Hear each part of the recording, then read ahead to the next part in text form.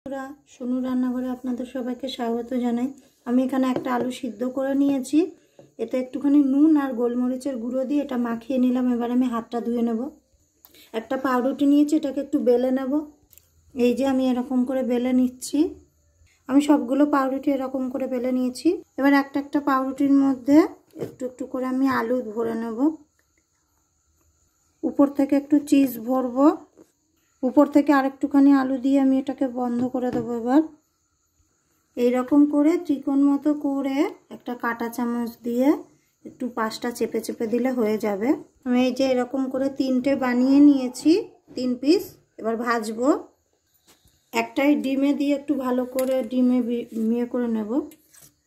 এবার এই যে আমি এখানে কিছুটা ব্রেড ক্রাম্বস না, আমি এখানে যে টোস্ট বিস্কুট গুঁড়ো করে নিয়েছি, এর মধ্যে এটা মিশিয়ে নেব। এবার তেল গরম হয়ে গেছে।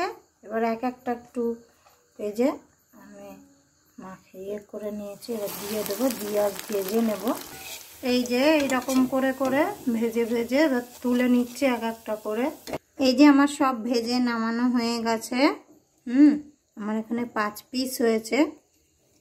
এবার শুভকে দেব, শুভ খেয়ে বলবে কেমন হয়েছে।